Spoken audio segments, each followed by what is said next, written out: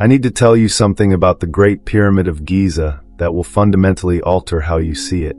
Not the measurements, not the astronomical alignments, not the theories about alien intervention or lost technology. I'm talking about what the architect carved into a single stone block on the 85th course, hidden behind what would become the outer casing, invisible to everyone except the workers who laid it and the man who ordered them to carve it there. And when I say carved, I don't mean decorated. I mean scratched in desperate hieratic script, working by torchlight in the hours before dawn, knowing that once the casing stones went up, his message would be sealed inside the pyramid forever. Knowing also that if anyone discovered what he'd written before the casing was complete, he wouldn't live to see sunset. His name was Hemiunu. He was 47 years old, vizier to Pharaoh Khufu, architect of the impossible, and he had approximately 6 hours left to live when he finished carving those words into stone. This is the story of what he wrote, and why Egypt couldn't let him survive it. You need to understand what Hemiunu was before we get to how he died. He wasn't just an architect. He was Khufu's cousin, grandson of Pharaoh Sneferu, member of the royal family with a bloodline that went back 6 generations of pyramid builders. His father Nefermat had engineered Sneferu's bent pyramid. His uncle had designed the Red Pyramid. Hemiunu grew up in a family where geometry was dinner conversation and the movement of 2 million-ton limestone blocks was a hereditary profession. By the time Khufu ascended to the throne in 2589 BCE, Hemiunu was already overseeing construction projects across Egypt. Temples, palaces, irrigation systems. He had a mind that could hold 1,000 calculations simultaneously, could visualize structures in 3 dimensions, could solve engineering problems that would baffle architects for the next 4,000 years. So when Khufu decided he wanted a tomb that would eclipse everything his father and grandfather had built, when he wanted a pyramid so massive, so perfectly aligned, so geometrically flawless that it would stand as the eternal monument to his divinity, there was only one person in Egypt capable of designing it. Hemiunu accepted the commission in the 3rd year of Khufu's reign. He was 31 years old, and he was about to spend the next 16 years of his life building the impossible. The scope of what he accomplished still makes engineers weep. 2.3 million stone blocks, each weighing an average of 2.5 tons, fitted together with such precision that you can't slip a knife blade between them. The base covers 13 acres and is level to within 1 inch. The 4 sides are aligned to the cardinal directions with an accuracy of 1/15 of a degree. The internal chambers, the Grand Gallery, the King's Chamber with its granite ceiling blocks weighing 50 tons each, all positioned with mathematical perfection. He did this with copper tools, wooden sledges, and approximately 100,000 workers rotating in 3-month shifts. No pulleys, no wheels, no iron. Just mathematics, logistics, and an understanding of physics that wouldn't be formally codified for another 2,000 years. But here's what you need to understand about Hemiunu. Here's what the traditional histories miss. He wasn't building a tomb. Not really. He was solving a problem that had haunted Egyptian architecture for 3 dynasties. How do you build a pyramid that won't collapse under its own weight? His grandfather's bent pyramid had started to fail mid-construction, forcing them to change the angle to prevent catastrophic structural failure. The internal chambers of earlier pyramids showed stress cracks, settling, the slow geometric scream of stone being crushed by stone. Every pyramid built before Khufu's had been a magnificent failure, a monument that began dying the moment it was completed. Hemiunu looked at those failures and understood something nobody else had seen. The problem wasn't the external structure. It was the internal chambers. Every pyramid had them, rooms and passages carved into the body of the structure, and every chamber was a structural weakness, a void where stone should be, a place where the crushing weight of millions of tons created stress fractures that would eventually propagate and destroy the entire edifice. So Hemiunu designed something revolutionary. The Grand Gallery. Not a passage, not a decorative element, a structural solution. A corbelled vault that distributed the weight of the pyramid away from the king's chamber, channeling it down and outward into the body of the structure. And above the king's chamber, 5 separate relieving chambers, empty spaces designed to bear the weight that would otherwise crush the burial vault. It was genius. It was unprecedented. And it worked. The Great Pyramid has stood for 4,600 years without a single stress crack in the internal chambers. Hemiunu had solved the problem that had defeated every architect before him. But in solving that problem, Hemiunu had discovered something else. Something that would get him killed. Let me take you to the 16th year of construction. It's 2573 BCE. The pyramid is nearly complete. The internal chambers are finished. The grand gallery is in place. Workers are laying the outer casing stones, the polished white limestone that will make the pyramid shine like a beacon across the Nile Valley. Hemiunu is on site every day, supervising, calculating, checking measurements with an obsessive precision that his workers have learned to respect and fear. And every night, Hemiunu goes to his quarters in the workers' village at Giza and makes calculations that have nothing to do with construction. He's measuring the pyramid. Not its external dimensions, those are perfect, he knows them down to the cubit. He's measuring its weight. The total mass of 2.3 million blocks. The pressure that mass exerts on the bedrock beneath. The way that pressure propagates through the limestone plateau. And he's discovered something that makes his hands shake when he holds the papyrus. The pyramid is sinking. Not much. Not quickly. Millimeters per year, maybe less. But it's sinking. The sheer weight of the structure is compressing the bedrock beneath it, slowly, inexorably, creating microscopic stress fractures that will propagate over centuries, over millennia, until eventually, thousands of years in the future, the bedrock will fail and the pyramid will settle, shift, possibly collapse. His perfect structure, his geometric masterpiece, his solution to the problem that had defeated his father and grandfather, it's built on a foundation that can't sustain it forever. He runs the calculations again, and again, and again, checking his mathematics, questioning his assumptions, desperate to be wrong. But the numbers don't lie. The pyramid will stand for millennia, yes. It will outlast Egypt itself, probably, but it won't stand forever. Eventually, the bedrock will fail. And here's where Hemiunu makes his fatal mistake. He tells Khufu, it's evening in the 16th year of construction. Hemiunu requests a private audience with the pharaoh. They meet in Khufu's palace overlooking the Giza plateau, the pyramid visible through the window, nearly complete, gleaming white even in twilight. Hemiunu brings his calculations. He spreads the papyrus on Khufu's table. He explains carefully, respectfully, what he's discovered. The bedrock compression, the stress propagation, the long-term structural concerns. He speaks as an architect to his patron, as a cousin to family, as a professional delivering uncomfortable truth. Khufu listens in silence.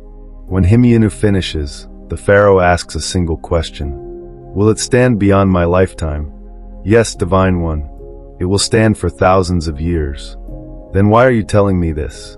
And Hemiunu, brilliant engineer, mathematical genius, completely oblivious to the political reality he's just walked into, answers honestly. Because it should be recorded. Future architects should know about the bedrock compression. They should understand the limitations of building on limestone plateau. This knowledge could prevent failures in future construction. The silence that follows is not comfortable. You have to understand what Khufu hears in that statement. He doesn't hear scientific concern. He doesn't hear professional integrity. He hears his architect saying that the eternal monument to his divine kingship, the structure that will proclaim Khufu's godhood to the end of time, has a flaw, a weakness, an expiration date. It doesn't matter that the expiration date is thousands of years away. It doesn't matter that the pyramid will outlast Egyptian civilization itself. What matters is that Khufu has spent 16 years and the wealth of an empire building infinity, and his architect just told him he built something finite. The pyramid is perfect, Khufu says quietly. It will stand forever, testament to my divinity and the glory of Egypt. You will never speak of this again. To anyone. Do you understand? Hemiunu understands. But he's also spent 16 years solving the unsolvable, and the idea of letting knowledge die, of allowing future architects to make the same mistakes, to waste decades building structures that will eventually fail. It's physically painful to him.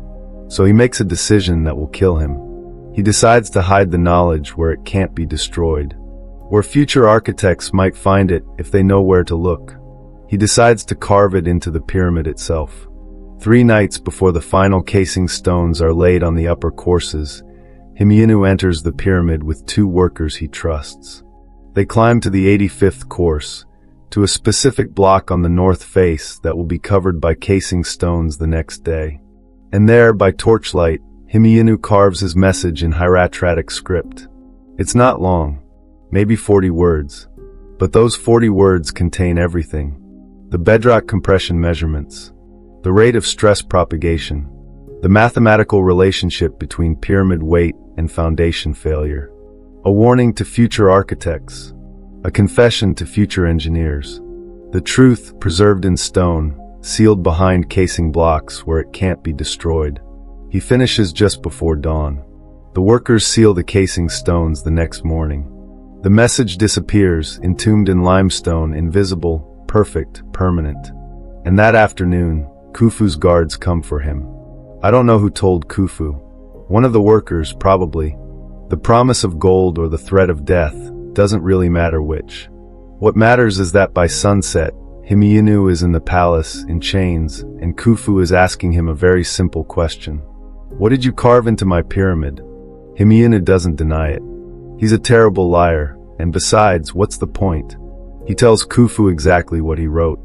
The measurements, the warning, the mathematics of structural failure. You defaced the eternal monument to my divinity with predictions of its collapse. I preserved knowledge that future architects will need. You contradicted my decree that the pyramid is perfect. The pyramid is perfect. It's the bedrock that has limitations. They're talking past each other. Khufu hears treason. Hemiunu hears science. And neither one can understand how the other doesn't see the obvious truth. Khufu gives the order that night. Hemiunu is to be executed at dawn. Not publicly. No trial. No ceremony.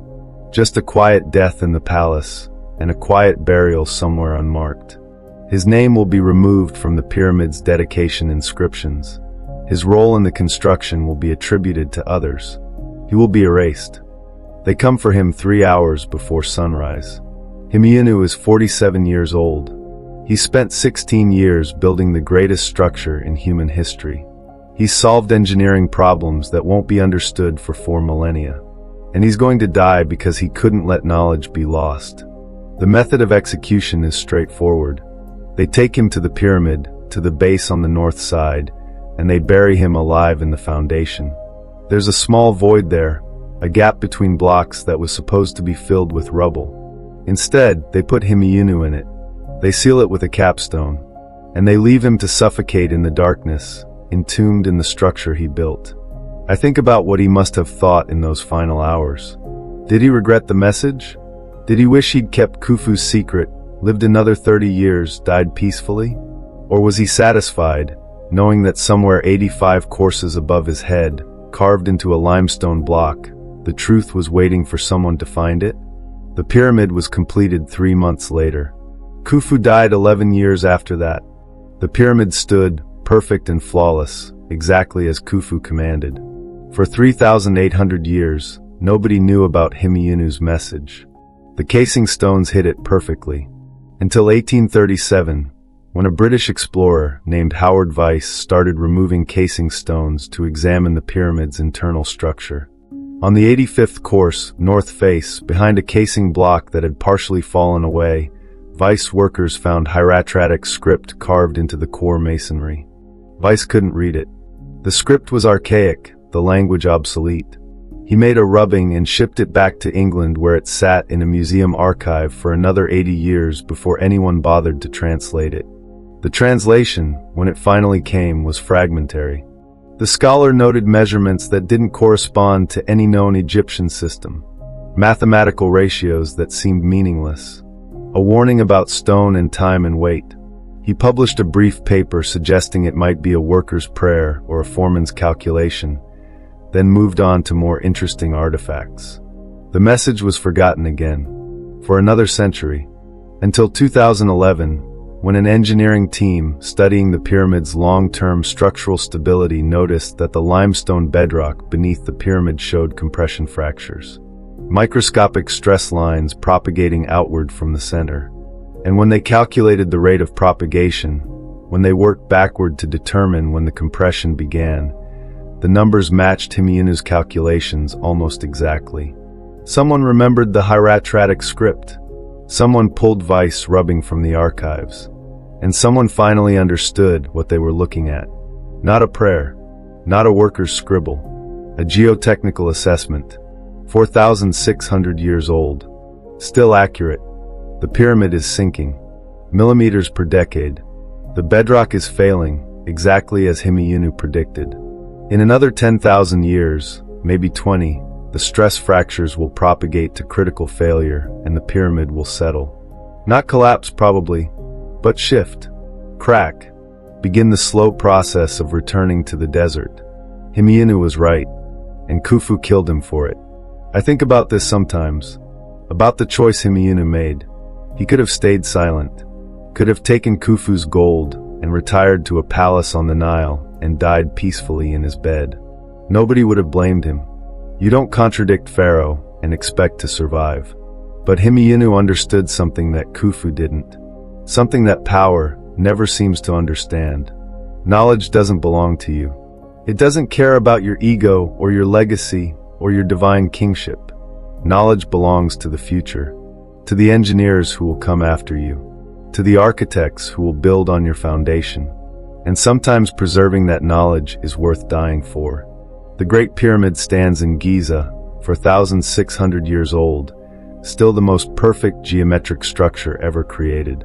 Tourists photograph it. Scholars measure it. Conspiracy theorists claim it holds the secrets of the universe. And 85 courses up, hidden behind replacement casing stones, Hemiunu's message is still there. Still accurate. Still waiting for the next architect who needs to know what happens when you build infinity on a foundation that can't sustain it forever. Somewhere beneath the north face, in a void filled with rubble and time, what's left of Hemiunu lies entombed in his own creation. No marker, no monument, just bones and darkness and the crushing weight of 2 million limestone blocks. But the message survived. That's what matters. The knowledge made it through. Khufu erased Hemiunu's name, but he couldn't erase what Hemiunu knew. Because that's the thing about truth carved in stone. It outlasts empires. It outlasts pharaohs. It even outlasts the pyramids themselves. And somewhere in the darkness, I'd like to think Hemiunu knew that. In those final hours before the air ran out, I'd like to think he died satisfied,